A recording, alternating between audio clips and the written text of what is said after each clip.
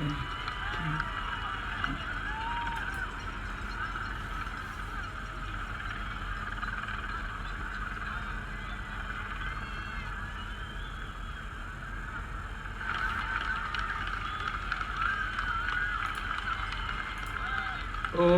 welcome everybody to the Tour du Monde.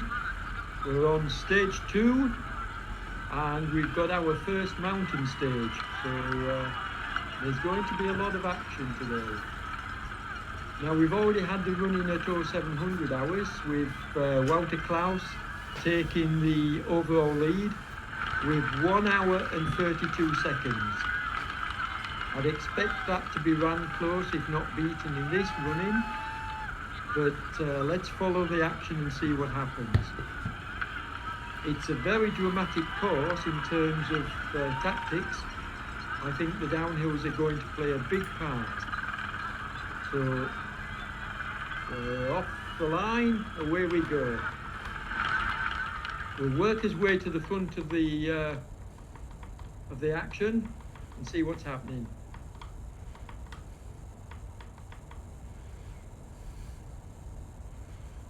Now then, let's just get to the front.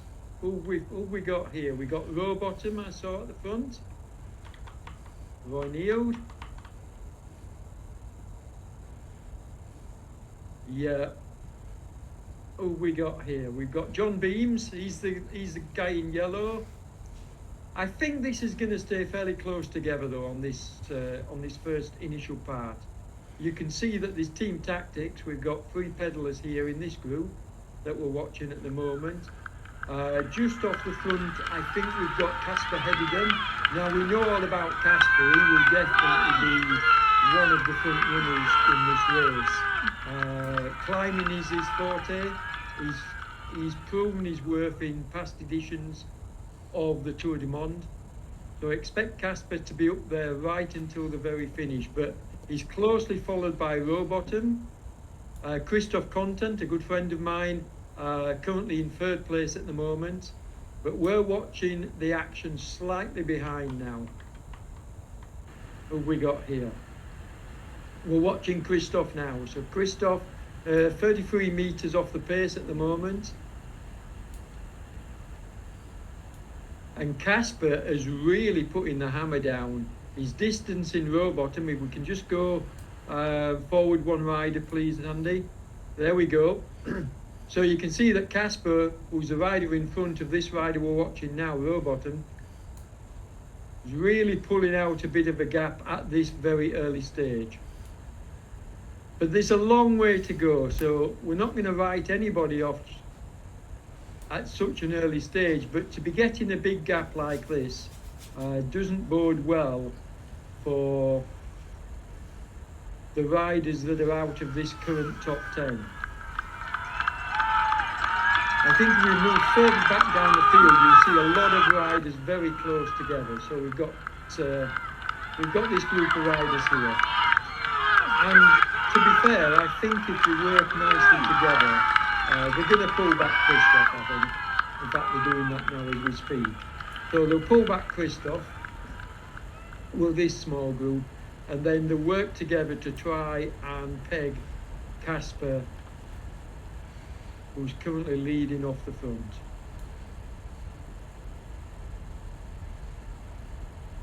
I think we've got all the main contenders in this group here. I'm just looking now. We've got Rocket Roy, we've got Peter Brook-Ravel, we've got Vesper, who of course took yesterday's stage at this time. We've got John Beams, who's, to be fair, is going to be one of the main contenders. We've got Christophe, already mentioned, Christophe Contant. He's now been caught by this group and he's just sitting in, which is a very, very sensible thing to do. We've got Shapers from Raciel Racing, another very strong rider. Henrik Mard, another strong rider. Doug Hart is up here. In fact, there's a couple of riders here that I didn't expect to see. Doug isn't known for his hill climbing, and he won't mind me saying that. So this is a very strong performance from Doug. We're currently watching Rocket Roy, but this group is going to stay together, is my prediction, for a little while yet. Now remember that on these hilly stages, drafting is turned on. So there is some benefit, not much on the steeper uphills, but there is some benefit to be gained from getting on the wheel. Certainly in terms of sort of the mental side of it, but also drafting will work slightly even on the uphill sections. And certainly when you get to the parts where the course starts to flatten out and then kicks up again, that's where drafting can really be beneficial for the riders. We're seeing a little bit of a gap here. John Beams was at the back there, and he's now got a little bit of a gap to this rider here, Rocket Roy. He's dropped 30 metres behind, and then we've got Peter Brook-Ravel a further 29 metres behind. So yeah, a bit of fracture in here. Roy Neild isn't an out-and-out climber though, so maybe he's suffering a little bit, but it's early days yet, and all these riders will be sort of like tempering their efforts. But what's really amazing, and if we work his way forward, please, Andy, what I'm seeing on my other screen is that Kasper Hedidam has now eked out a 150 metre gap, and that's dangerous. If he takes 200 metres plus into the downhill, there could be a case for saying that he's not going to get caught. And to be fair, it does look like he's running away with this. He's opening up a big gap here. Now, obviously, the bigger riders can potentially pull back on Kasper on the downhills, but are they going to be able to pull back the kind of gap that it looks like he's going to have? I mean, it's already out to 190 metres, and to be fair, we're not even a third of the way up the steepest part of the climb yet. So this is looking pretty dramatic. So let's leave Kasper to get on with it. Let's go back and see what's happening behind him, because I think Kasper's going to run away with this unless the riders behind him can do something. Okay, so what we got here, we're seeing about 150 metres with Henrik pulling the group. Now, Henrik Mard is a very canny rider, covered him plenty in the previous editions of not just the Tour du Monde, but other multi-day races. And he's a very experienced and very canny rider in terms of how to pace himself. You can see Kasper is actually well in the red at the moment, so he's really pushing the watt kilos, which I've noticed he does tend to do. How on earth he can manage to keep 6 watt kilos going for the length of time he does, I don't know, but he's certainly creating a good gap here, but he's being pulled back by the group behind as well. They are cutting into his lead, and that's mainly down to Henrik, who him and Kasper have had some really big battles in the past. And we see Christoph coming up to join his teammate. So Christoph and Henrik are going to work together here and try and close the gap on Hedidam. Not far behind, we've got Kerpel from Race Friar. And this lad's a strong rider. Don't really know an awful lot about him, but I did have a quick look at his profile. And yeah, a very strong rider from over, that's come over from Swift. Yeah, he's on Speedwagon and CCR for 3R. Really strong. I looked at part of his profile, Andy, and I saw that he's a very strong rider. So looking forward to seeing more of him, actually. Yeah, and I think we will. Yeah, he's currently really taking over the second spot and trying to close down on Kasper, up front. But it'll benefit these few riders if they can stay together. If we move just a little bit further down to 5th and 6th place, we can see that Shapers is a little way behind, not too far, he's in 6th place. In fact, he's caught them now. So Shapers has joined this front group. And then my friend, and he is a good friend, my friend Doug Hart, is currently in 8th place, Vesper in 7th, and him and Doug, and who else is that with them? We've got Doug, we've got Vesper, and we've got Rowbottom all together as well. So now if these three can join, and here we go, look at Vesper and Doug trying to close this gap. And if they do this successfully and they join that group in front, I think this is going to only help in the pullback. But they really have to try and catch Hedidam, because he's now got 190 metres lead on the riders behind, on these riders. But we're seeing a wonderful battle here for the top 10. And the only one that's out of the top 10 is Peter Brook-Ravel, is currently about 116 metres behind the group that we were watching. We're currently having a good look at Vesper, who won yesterday's stage. There we go. My friends Roy and Eald and Pete giving us a wave. And of course, Keith from OTR gave me a wave as well. Nice to see Keith up and amongst the front runners as well. Yeah, Keith's very strong. Yeah. And another name which I just spotted, we've got Barclay from OTR.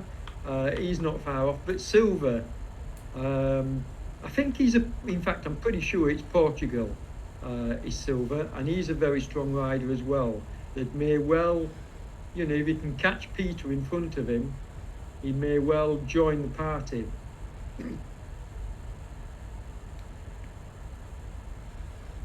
I think the top 10 is going to be where the battle, the main battle is going to take place, because many of the riders that are in the top 10 are very closely matched.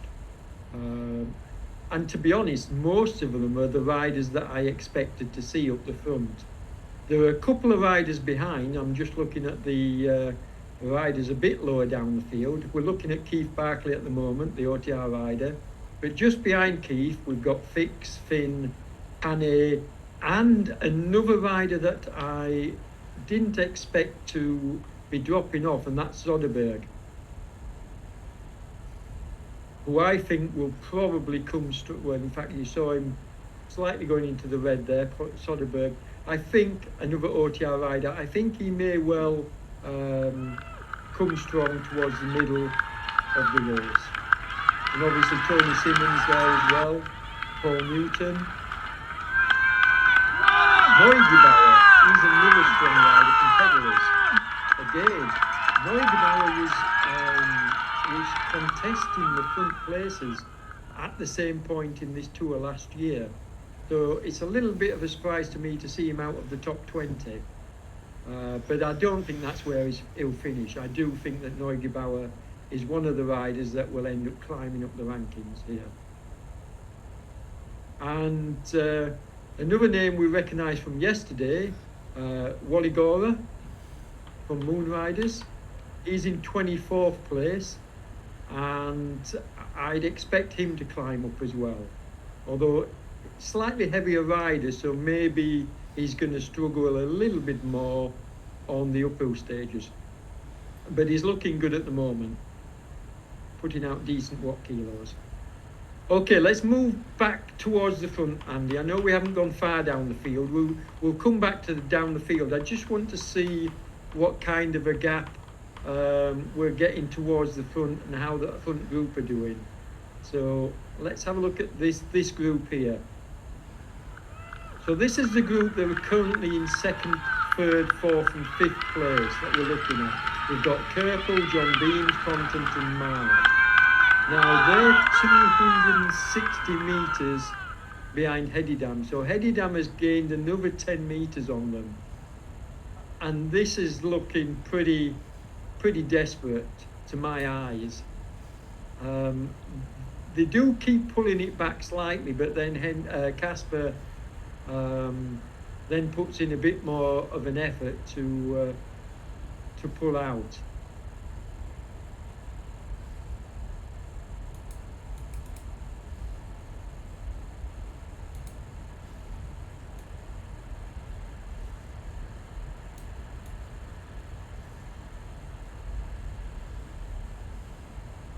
Yeah, they've got it down to 230. So they are pegging him back slightly here.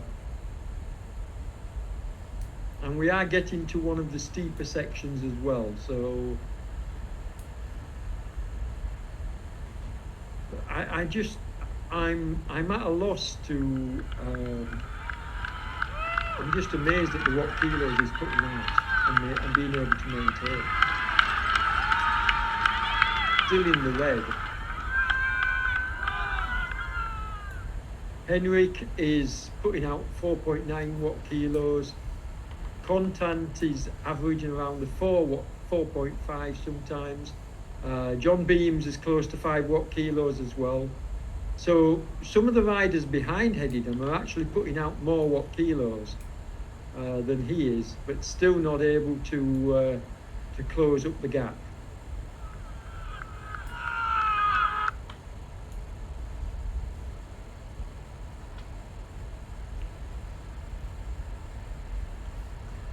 Okay, so let's work his way back down the field again. We'll come back to this battle. And who have we got here? We've got Doug Hart and his comrade Vesper. So that's these two riders that are currently about 100 metres behind John Beams and his crew, just in front of them.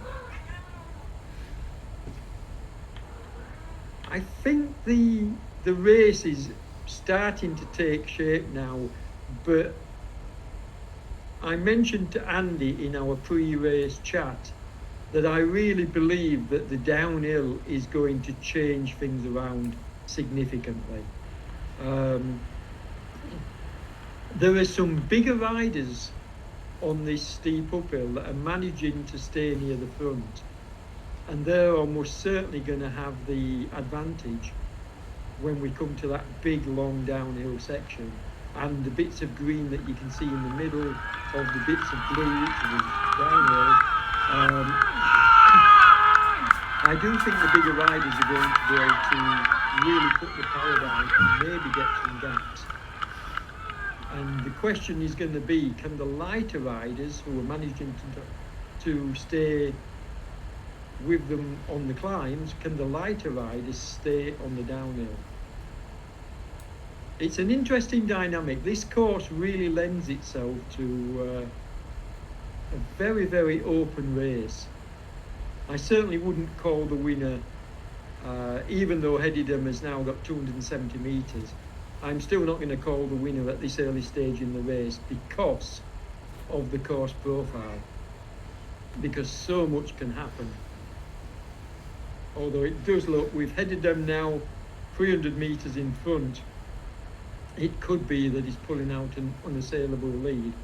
But we'll see what he gets, what number that reaches when he gets to the top of this first big hill. I mean, 8.3% slope, that's no mean feat to be able to be putting out these kind of watt kilos for everybody. I mean, all the main contenders. Pretty impressive.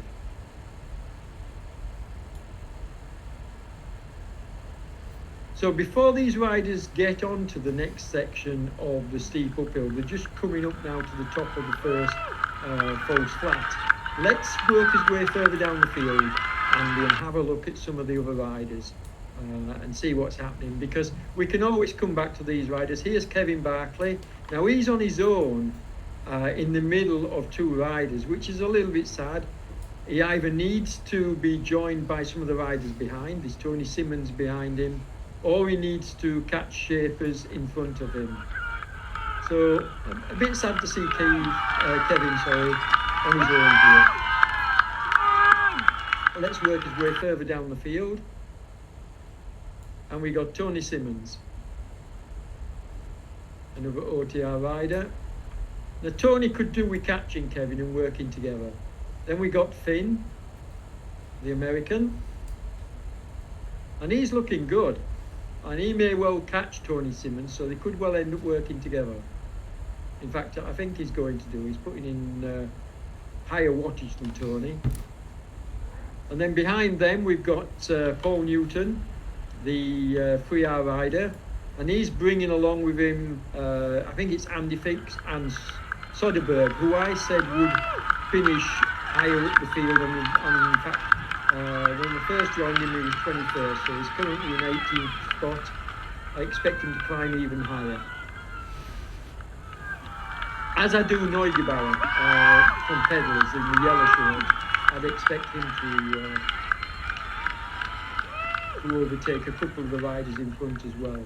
But the pace in their efforts here, I think that's fair to say. If we move further down the field, you can see we've got Paul Newton. Let's have a look. Let's see if we can find Paul. Yep, there he is. They're swapping around, so here we go. Yeah, they've all joined together now. What we got? 5, 6 riders in this little group, which is nice to see. All nicely working together. Let's have a look and see who the chasers are behind them then, because I think it's a bit of a gap. It's about a 210-meter gap to this rider, and this is Cabramanca from Portugal. So he's the second Portuguese rider to be in this top 20 odd position. But he's out on his own at the moment as well. He's a good way behind the riders in front, 190 metres. And he's got Smedley a further 50 metres behind him. He can work his way down the field. We'll pick up Smedley. Yes, Smedley. Now, is this the First Lady? Am I correct here? What do you think, Andy? Is this our First Lady? I don't know. Short hair. No, short hair. No, I'm probably wrong. Apologies, Smedley. I'm not trying to call you a lady. Then we've got, moving further down the field, and let's have a look. We've got another Moon rider Vermont. In fact, 2. We've got Wally Gara, his teammates as well. Wally Gara must be a slightly heavier rider. That's all I can think of, because otherwise I think he'd be keeping up with the leaders. So maybe, you know, he's at a disadvantage here on the climbing stages. But they've got a significant gap, these 2 Moon riders. They've got a significant gap over the next riders, almost 600 metres if we just drop back to these 2 riders, the 2 3R riders. Yep. And we've got Rob Miller and Murtaugh here working together. And they'll do well to stay together.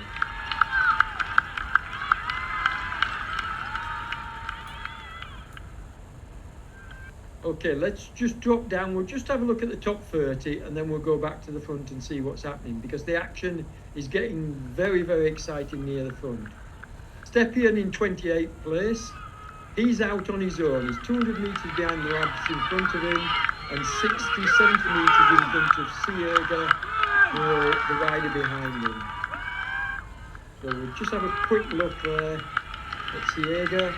There's Sierga in the Ukraine colours, and then we've got Dobson in 30th place behind. But that's the last one we're going to have a look at now, folks. We're going to go straight back to the front, please, and see if we can pick up on the action, because I think it's about to get exciting. Let's have a look and see what kind of gap has Henrik Mard got now. 270.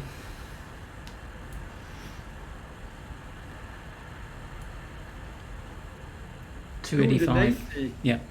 180 metres. Wow. Okay. That's worrisome. I said if he had about 300 metres when he got to the top, it would probably be unassailable. Let's see what happens. Can some of these bigger lads catch him on the downhill? Or at least close the gap? Yes. Because if he keeps the gap when right into the valley, if he's got 300 metres by the time they get into the valley, it's all over. He's gone. Yeah, but some of these bigger lads might be able to pull that gap back a bit before he reaches the next section of climbing. He's 370 now. Yeah, because he's on the easier section of the climb and the other riders are still Yeah. still going up the top. Yeah. So he's on the easier sections. He's definitely going to pull up a gap here, but take no notice of the gap here, Andy, that he's pulling out, because this is what we call false kilometres. Yep. The riders behind are still on the uphill section and they've got this section to come as well. So having a 500 metre gap, and in fact you can see they're actually pulling him back now because they're on the easier section and he's on the slightly uphill. So they are pulling back the gap. The question is, can they pull him back on the downhill? And I think they might do so. I said this would be a game changer, this first downhill, and I think it might be so. And then the question has to be, has Kasper put in too much effort on this first hill to try and take the win? Has he left enough in the tank to fight off these chasing riders? And if you look at these chasing riders, these 5 riders, this is very exciting because we've got the riders I expected to be here. We got the big hitters. I did mention, if you remember earlier, when Silva was out of the top 20, I did tell you that Silva, the Portuguese rider, would join the front group. Yep. And there you are. He's just such a class act. I know I've watched him on many occasions in this tour and in other tours, and he's just a class act. So I fully expected him to be there with these riders. But John Beams is the one for me to watch, along with Henry and Christopher, of course. As I say, I don't know too much about Kerpel, the Frace Briar rider. We've spoken about him. He's a very, very good rider over on Swift, so I think he's going to be in the mix as well. Now, what's happening? What's happening to the gap here? It's growing. It's growing, but they're not really on the steeper part of the downhill yet. Whereas, let's keep a close eye on this. Yeah, they're closing the gap up now. Look, the gap's coming down now because they're reaching the steeper part. They've dropped to Silva. Hedidam is now on one of the very steeper sections of the descent, so expect him to pull out even more of the gap here until they reach this section. Yeah, he's absolutely flying down that section.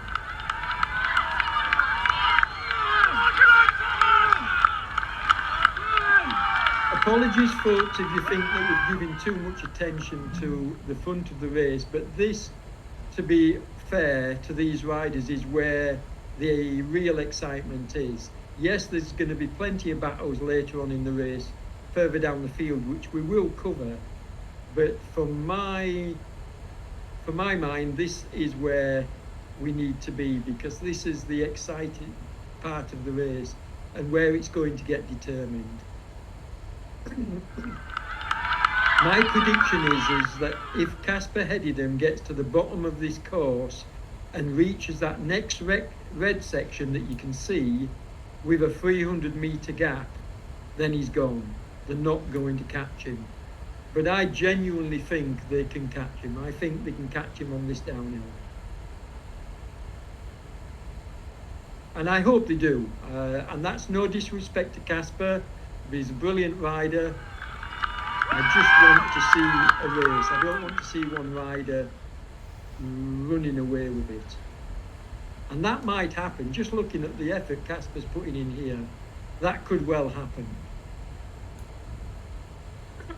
Excuse me. Very exciting race.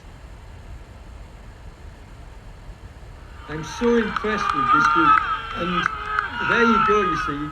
Commentator's curse, I bigged up Silva and he's dropped off this small group. Mm-hmm. That's a shame. He may well get back on, don't count him out. He's definitely a climber, is Silva, which is why perhaps he's been dropped from these 4 riders, because on the downhill, with him being a slighter figure, perhaps he's just struggling to stay the pace.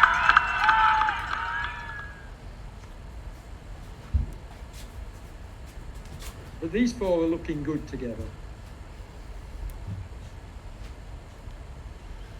Now then, we've got Kasper Hedidam is again coming to one of the very steep. You can see from the white dot on the screen, you can see where Kasper is, and you can see the riders behind that we're following. The big white dot is where we are. So we're following Group 2 here. Now we're going to stick with this, I think, Andy, until we get to the bottom of this climb, because I want to see whether this group managed to pull back Kasper or whether he maintains his lead. And then once we get to the bottom of the climb and see what the gap is, we'll work his way back down the field to see what the other riders are doing. Do you think that's fair? Yep. Yeah, Simon's just put in a really strong ride to get back to the pedalers. He's pushing nearly 10 watts. Wow. Just to get back in. That's how strong Simon is. Brilliant. I mean, if you want to go to that, you can do so. You don't have to stick with... Oh no, that's number 5. I think this is where the real excitement is at the moment. Yes. Because they have to, they just simply have to close this gap. I mean, look at Mad putting in 8.2 watts there to try and close this gap to Hedidam. He knows he can't afford to let him have such a big gap at the bottom of this this descent. I have to say, I genuinely thought they were going to catch him, but I'm not so sure now. Do 600 meters and this is getting to the desperation point for me. I mean, look, poor Henrik, look at him putting in 7 watt kilos. Really battling it out here on the front. With his mate John Beams as well. You know, these two are just pushing the pace to try and get back. Wow. What a race. Now this should close up here because we've got Kasper's just coming onto the flat section now. So obviously I've got 2 monitors here, folks, so I can watch Kasper at the front while you're watching these 4 riders behind. So I'm watching Kasper. He's on the flat section now. So they should, yes they are. You see how the gap is coming down? Because the riders behind are now on the downhill while Kasper's on the flat. So they're actually going to pull this gap back. And are they going to pull it back enough? And has Kasper put in too much effort to stay away? Oh, what's he got? He's got... Now I called it... No, he hasn't got 300 metres. He hasn't got 300 metres, folks. Now remember I said if he had 300 metres, I thought he'd stay away. He hasn't. So I'm not going to say he's going to get caught, but look at the guys behind. 150 metres now. 140 metres. I'm sorry if I'm getting excited, but wow, this is incredible. What a ride by those riders behind. Christoph Contant is leading them out.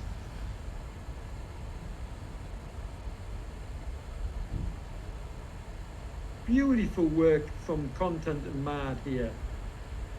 In fact, all 3 of the pedalers have really put in a fantastic effort here. And don't discount Kerpel, the race 3R rider. What a superb ride from him to stay with 3 pedalers. And he's doing the right thing, he's sticking right in the middle of them. What a wonderful race.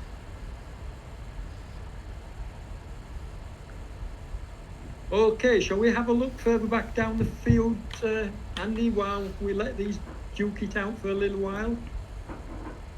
I can keep an eye on the dots so we can come back to it.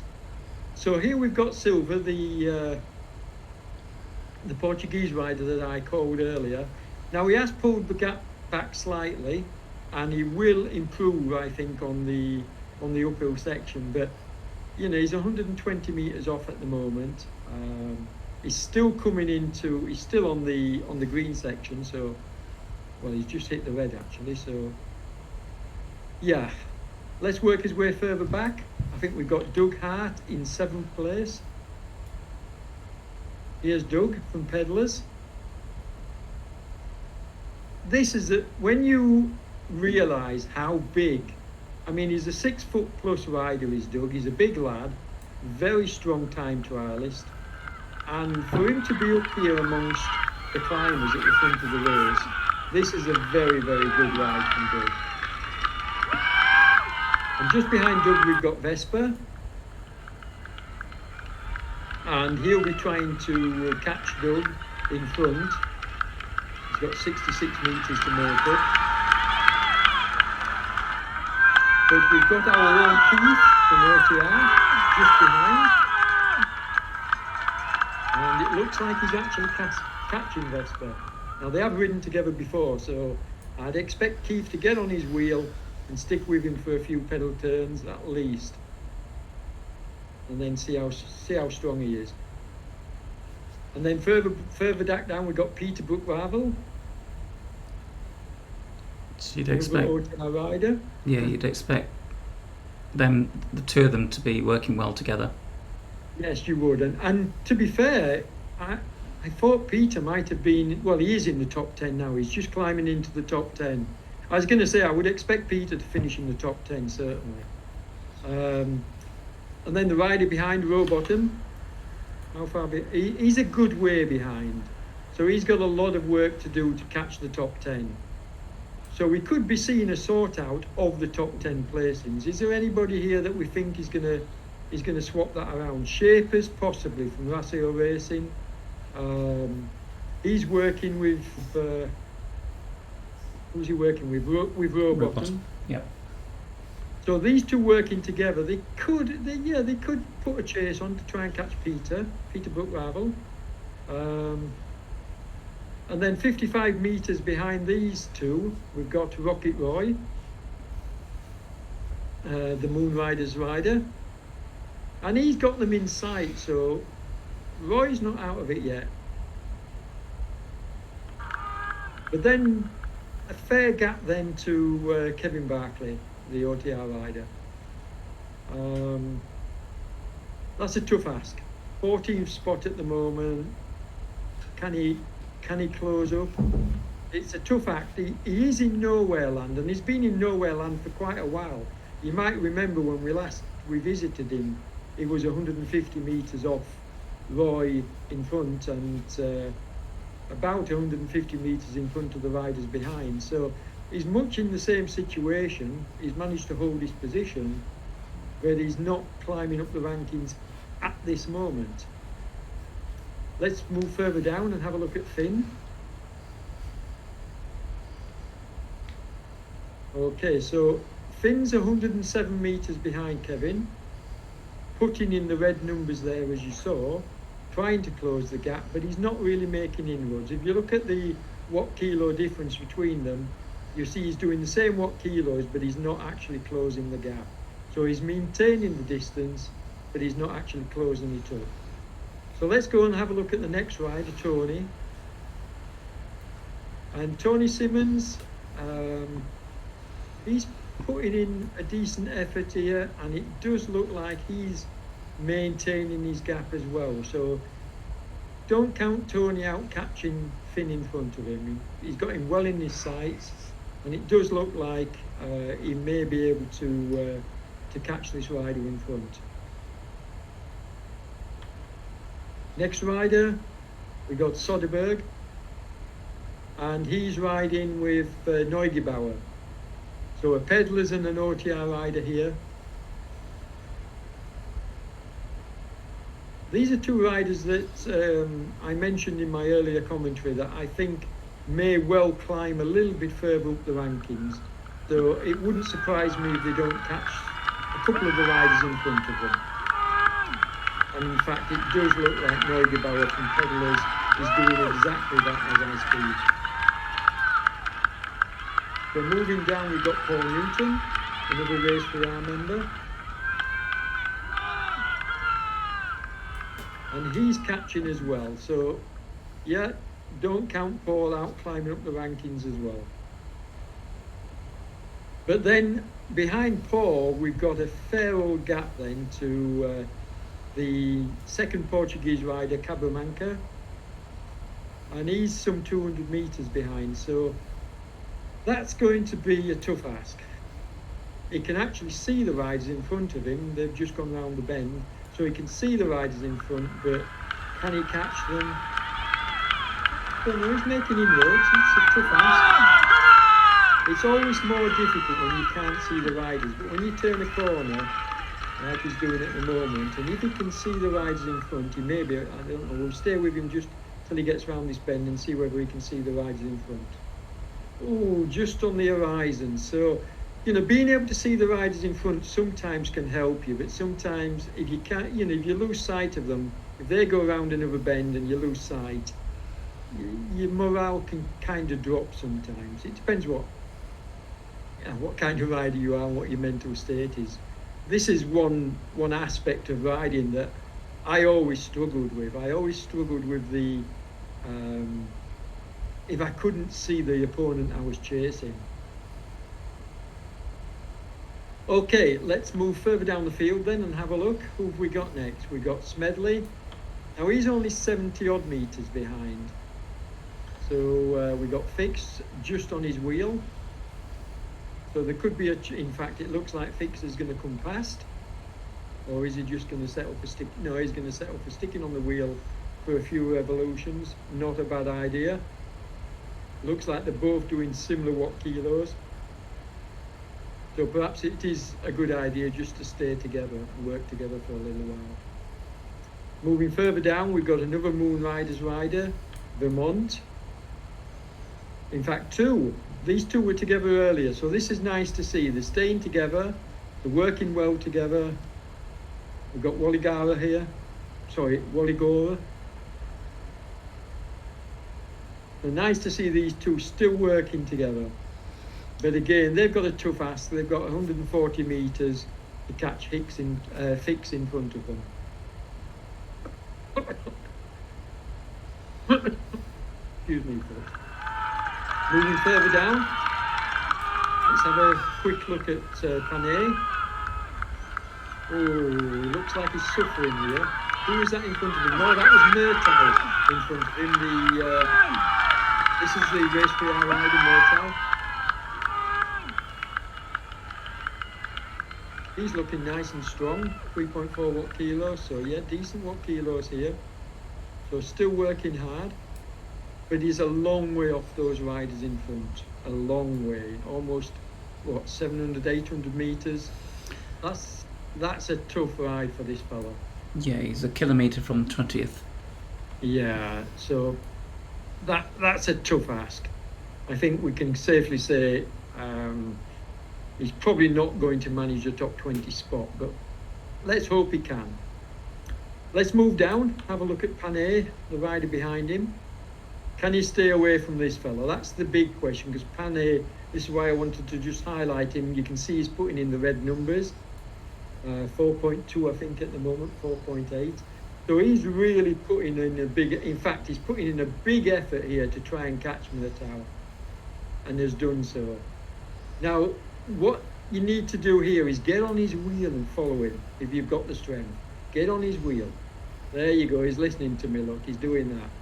And this is the tactic. Try and get on the wheel of the rider that's just come past you. And just let him pull you along for a little way. Very, very hard to do, folks. I'm saying this. It's much harder to do than what it is to speak about. But yeah, looks like they're swapping places. So it does look like Murtaugh has got something in the tank. Maybe he can hang on to his place. Okay, further down the field, we've got another lad putting in big watts here, Stepien. I just saw him putting in 4.4 watt kilos plus. So he's working hard, but he's half a kilometre behind the riders in front. So once again, on a hiding to nothing here, really. But never say never. And he's the first Polish rider in the top 30, so. And just behind him, we've got Siega. have a look at him. Okay, so a couple of riders together here. We've got Siega and we've got Ploiter. In fact, all three of these are going to come together, I think. Yep, there we go.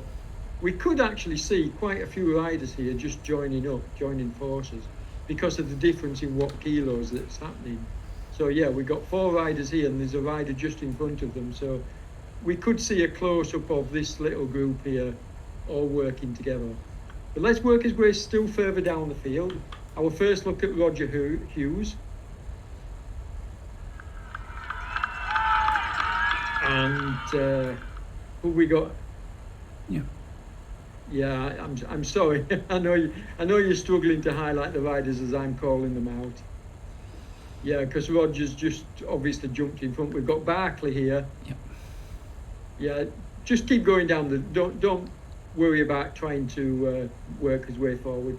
We've got Slater a little bit further down the field. We're just going to do the top 40, folks. Then I'm sorry, but we're going to have to get back to the action at the front. So we'll have a look at the top 40. We'll go down to Canaria. Here, the Spanish rider. He's putting in good watts, looking strong, so he's having a strong midsection. And then we've got Rob Miller. And to be fair, Rob, I don't know whether he's taking it easy in the early part of the tour, but I would have expected Rob to have been high up the standings.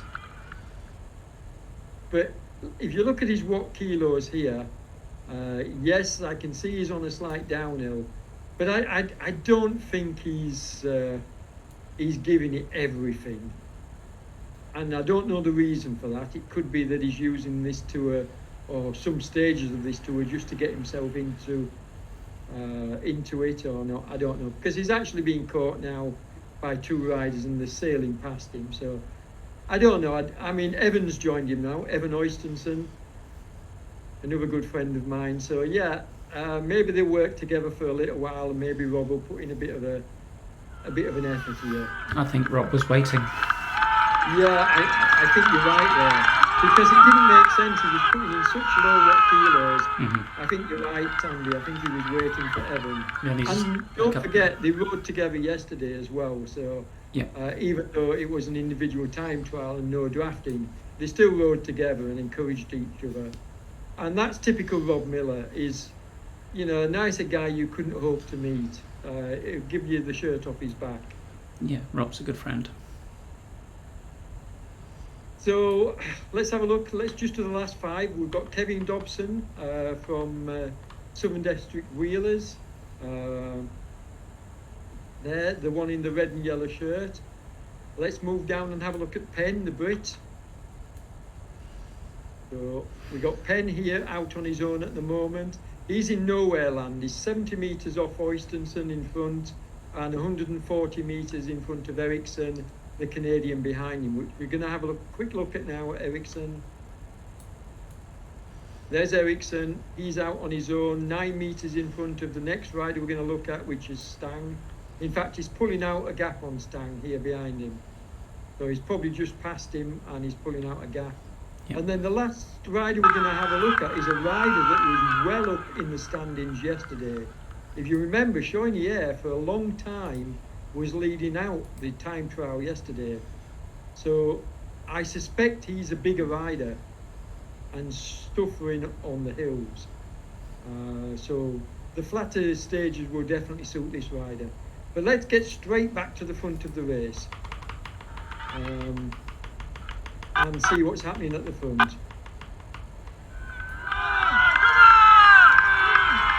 And here we go, Group 2. What we got? 460 meters. Wow. This is going to come down to the wire, I think. Hedidum, 420 meters now, so they're pulling him back. Look at John Beams putting in 7 watt kilos there to try and close this gap on Hedidum.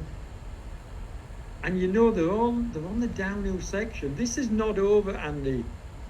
This is not over. Don't think that Hedidum is going to run away with this. This is definitely not over.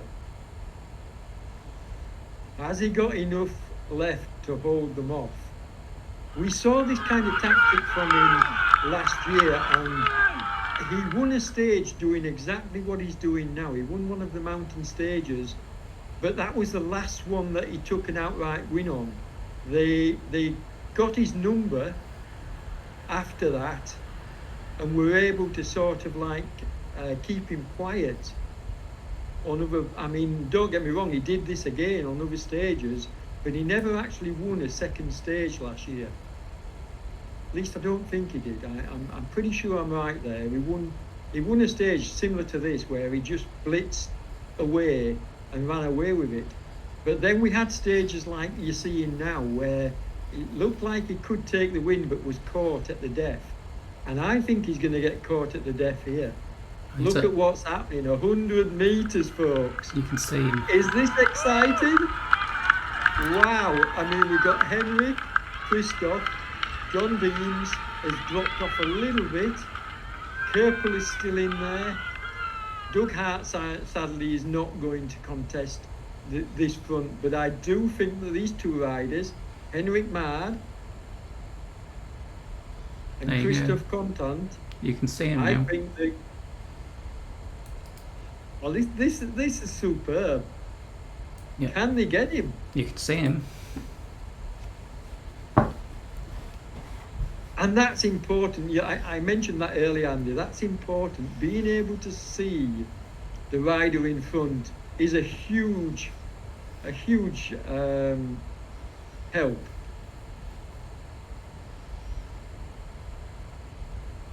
You will see the gap grow, and then you'll see it come down, because that's basically a change in the terrain. Kasper is actually on an easier section of the route at the moment.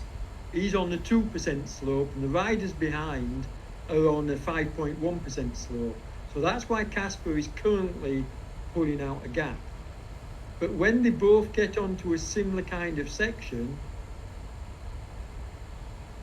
now Christoph is leaving behind Henrik, but I do think Henrik will come back to him. What fantastic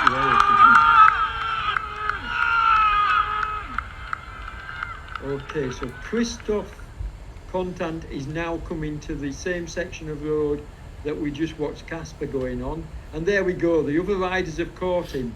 Wonderful. So 300 meters to go, and with all the main contenders, the top 5, have now finished the main climbing. There's no more climbing left. There's uphills, as you can see. This is 3%. I don't think we get much over 5% now left. I think the yellow sections that you can see, I don't think they go over 5%. So I think you will see them pulling back the gap.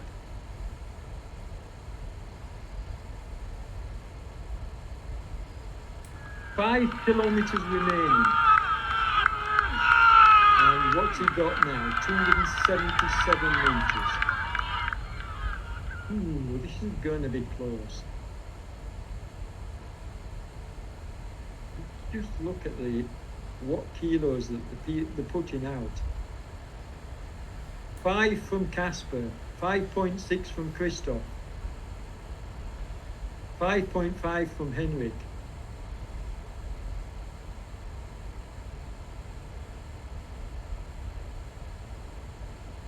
What do you think, Andy? Do you think he's going to make it? I'm going to stick my neck out and say he's going to make it. But I'd love to see these 4 catch him. Oh, I'm not calling it yet. 4.6 kilometers to go. They can still get him, but I'll be honest, it does look, it's looking like he might stay away. 330 meters. Yeah, and nothing difficult now to go. It could hold them off. But if anyone can catch them, it's these 4. Yeah, exactly. You've got what I think. In fact, I think this top 5, I genuinely believe that these along with don't rule out Wouter, who went earlier, but along with Wouter Klaas, who took the win at the 7 o'clock run-in this morning. Yep. I think they're the top 6 riders in this race. I don't see another rider coming from lower, unless you get riders like Silver, possibly. There are a couple of other riders that can be there, but I think we're going to see the winner of this tour finishing in this group here, with the exception of Wouter, because I don't know whether these guys are going to catch Wouter's time or not. Okay, so what's he got? He's pulling out his lead. Yeah, he's going to get this. He's going to get this. An incredible effort to try and catch him, though. But you've got to take your hat off to Kasper as well for doing this, for having the courage to put in this kind of effort and actually stay away. Yeah, he sprinted from the outset. I mean, yeah, almost from the gun, he set off the front. I mean, that first green section, yeah, you'd expect the bigger guys to lead out. But then once we got into the climb, he worked his way to the front and then he was just gone. An amazing ride. 440 metres. They're holding it at that, but in fact, I say that and he's pulling it out. I think he's gone now. He's more or less on the downhill section. I think we can safely say he's going to take this. But we'll stay with the front of the race, and then what we'll do is we'll work his way back as we watch the riders coming in. I think we're going to see a few battles further down the field, just looking at some of the kilos and meters being done by the riders behind. There's a couple of close battles.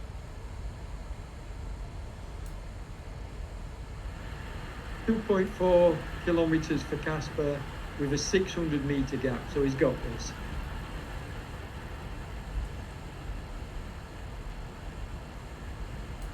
A wonderful riding from these riders.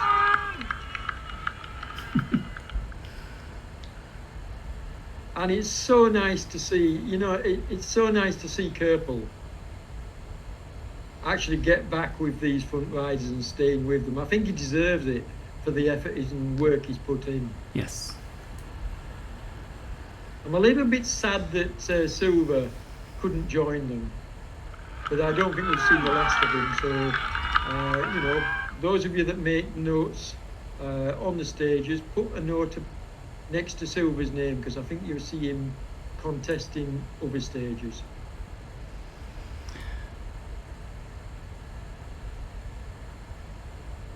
That's a very good ride from Peter Brook-Varvel, by the way. A very good ride.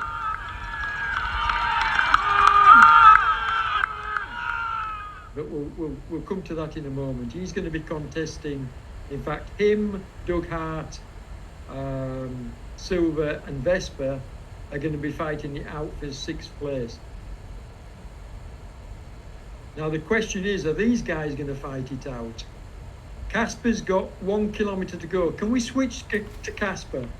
He's just gone under, there we go, just gone under the red kite. Okay, just gone under the red kite. I can't believe he's got the strength to sprint here. He's actually sprinting for the line. What a ride. Absolutely wonderful ride, Kasper. He's going to make it under the 1 hour. He's going to take the fastest time. Yep. Yeah. 400 metres to go and 2 minutes to do it in. Yeah, he's going to get the fastest time by a good margin as well.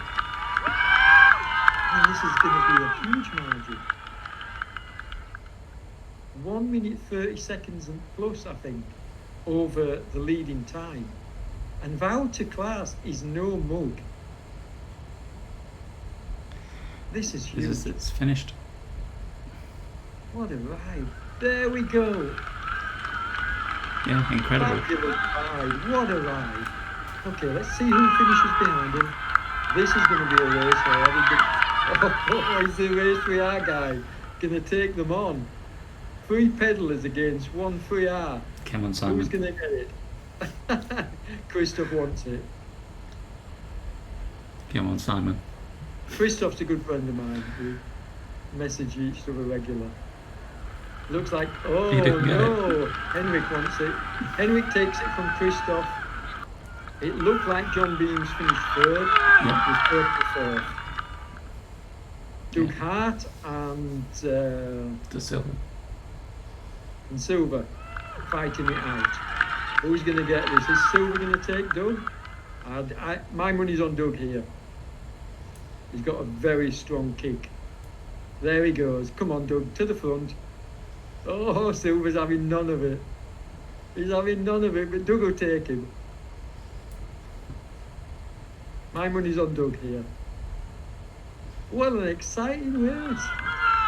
Fabulous. There we go. There's Doug. Doug, he's got a kick. Come on. 250 metres, Doug. No, he's gone too early, though. Silver's doing the right thing, sticking on his wheel. He'll come round him. Yep. He'll come Silver's round him gonna with take it. Silver. Unless Doug has got one more kick left.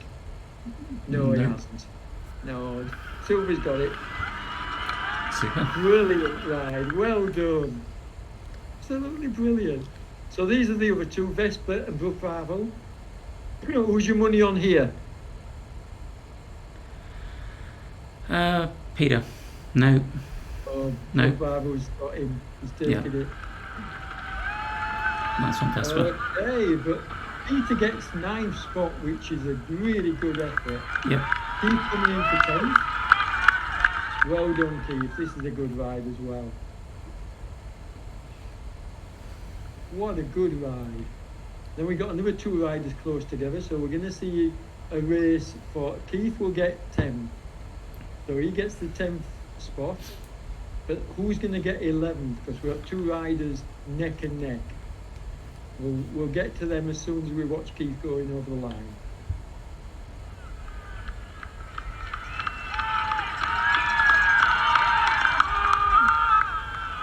Here he comes. Yeah. 250 metres to go. Round the bend.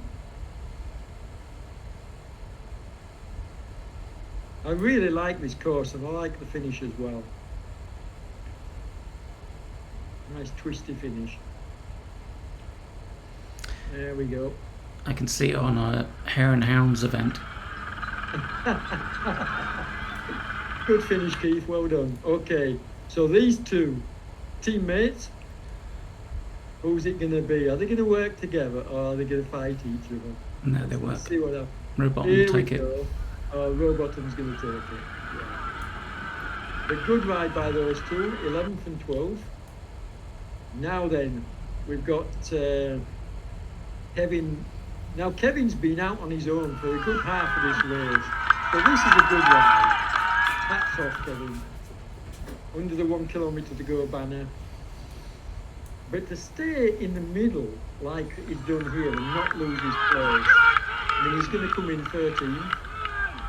This has been a good ride. I hate riding on my own like this. So full credit to him. And then we've got another rider behind. We'll get to him in a moment, but we've got one more rider in the middle. Then we've got another battle hotting up. You can see 4 riders all together. So we've got another battle for the mid 14, 15, 16, 17th place here. Keith is definitely going to get his 13th spot here. 150 metres left. And round the final bend. Great racing, Keith. Well done. Sorry, not Keith, Kevin. And this is Rocket Roy. Yep. Super effort. Just couldn't catch. So 14th place for Rocket Roy, but now we've got a very interesting battle. We've got 4 riders all fighting for it. And who's going to get the first? It looks like Soderbergh. Yeah, pair got it. Neugebauer. Yes. Soderbergh, Neugebauer, and then I think it was Newton Yep. and Finn. And Finn. Simmons, Tony. just coming in, Tony Simmons. Well done, Tony. 9 just got his top 20 spot, so well done. And Kevin Manker is going to bring up the last top 20 spot. He's not going to get caught now. In fact, the next rider's a good way behind him. Yes. So we're going to have a little bit of a wait for the next riders.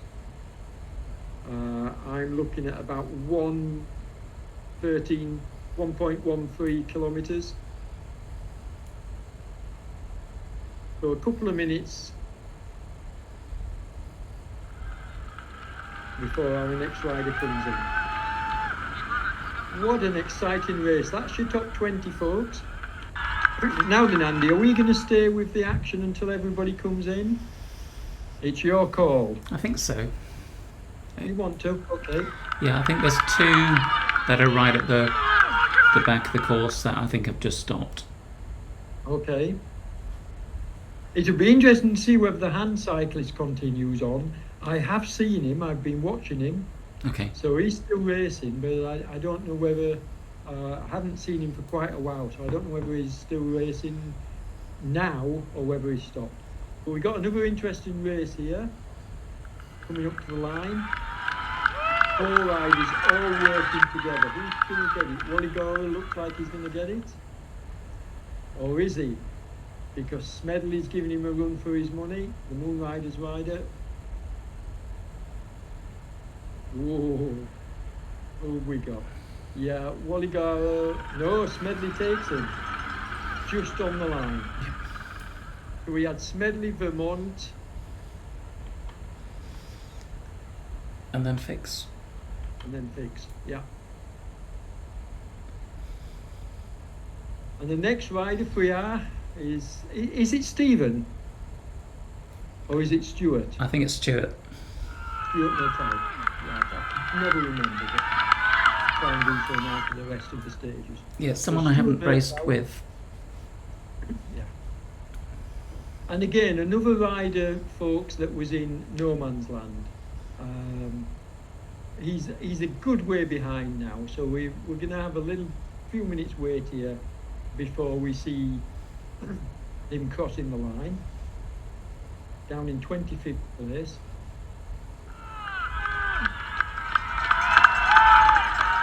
But the nice thing is that with Andy's kind streaming here, we're going to actually follow all the riders coming into the finish that are actually going to finish the race. So yeah, we're going to be here for a good while yet, I believe.